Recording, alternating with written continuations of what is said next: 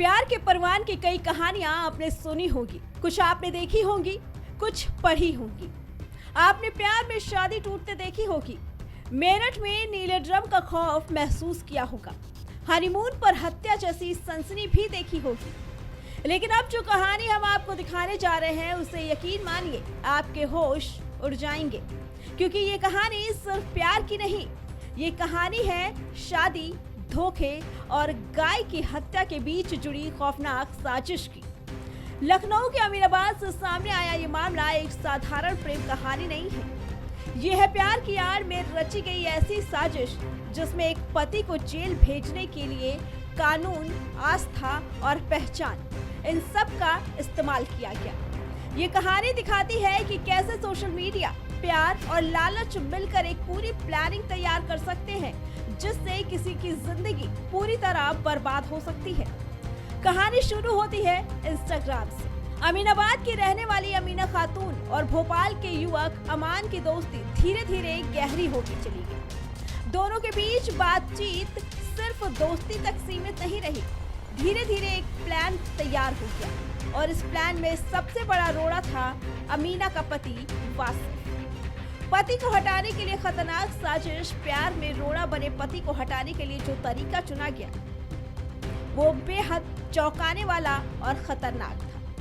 पहले प्लान में वासिफ की थार गाड़ी को निशाना बनाया गया। साजिश के तहत गौमांस गाड़ी में रखा गया और खुद ही इसकी सूचना पुलिस को दी गई। नतीजा ये हुआ कि वासिफ जेल पहुंच गया, लेकिन कहानी यहीं खत्म नहीं हुई। पहला प्लान सफल हुआ तो हौसला और भी ज्यादा बढ़ गया। दूसरी बार साजिश और भी पुख्ता थी। इस बार लोडर ट्रक बुक कराया गया, ओटीपी लिया गया वासिफ के मोबाइल से और भोपाल से गोमांस लाकर ट्रक में छुपाया गया। इतना ही नहीं, साजिश में एक नया मोड़ आया। बजरंग दल के नाम से फर्जी पहचान बनाई गई और उसी नाम से पुलिस को सूचना दी गई। पुलिस ने ट्रक रोका, लेकिन इस बार कहानी पूरी तरह पलट गई। पुलिस ने जब सीसीटीवी फुटेज और मोबाइल डेटा की जांच की तो सब उजागर हो गया। जिस मोबाइल से ट्रक बुक किया गया था वो अमीना के हाथ में था और उसी समय वासिफ कहीं और मौजूद था। यहीं से साजिश की सारी परतें खुलती चली गई। ये दिखाता है कि कैसे डिजिटल ट्रैकिंग, ओटीपी और सोशल मीडिया को गलत मकसद के लिए इस्तेमाल किया जा सकता है। जांच के बाद भोपाल के युवक अमान को गिरफ्तार कर लिया गया। पूछताछ में उसने पूरी साजिश कबूल कर ली। पुलिस का कहना है कि अमीना इस पूरे प्लान की मुख्य कड़ी थी। हालांकि वो अभी तक फरार है, लेकिन पुलिस उसकी तलाश में जुटी हुई है। इस पूरे मामले में पुलिस की जल्दबाजी और लापरवाही के चलते 3 पुलिस कर्मियों को सस्पेंड कर दिया गया। इससे साफ होता है कि सिर्फ अपराधियों की ही जिम्मेदारी नहीं है, बल्कि सिस्टम की कार्यप्रणाली पर भी सवाल उठता है। इस मामले की खौफनाक सच्चाई आपको बताते हैं। ये सिर्फ पति पत्नी का झगड़ा नहीं, ये सवाल है उस सिस्टम पर जहां कानून को हथियार बनाकर किसी की जिंदगी तबाह करने की कोशिश की जाती है।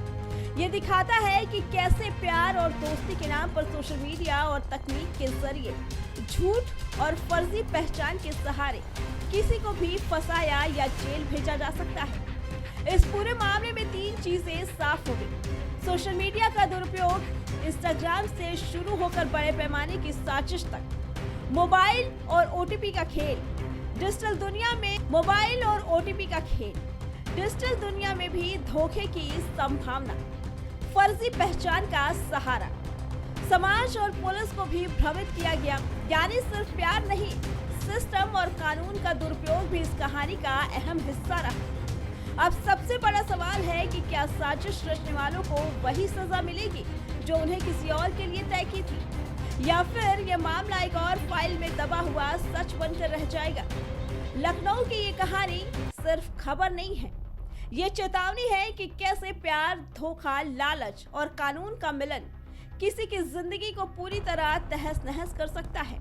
और ये दिखाता है कि समाज, कानून और सिस्टम में ऐसे इंसानों के लिए कितनी सजगता जरूरी है जो प्यार के नाम पर साजिश और हत्या का खेल रचते हैं। Bureau report, prime TV.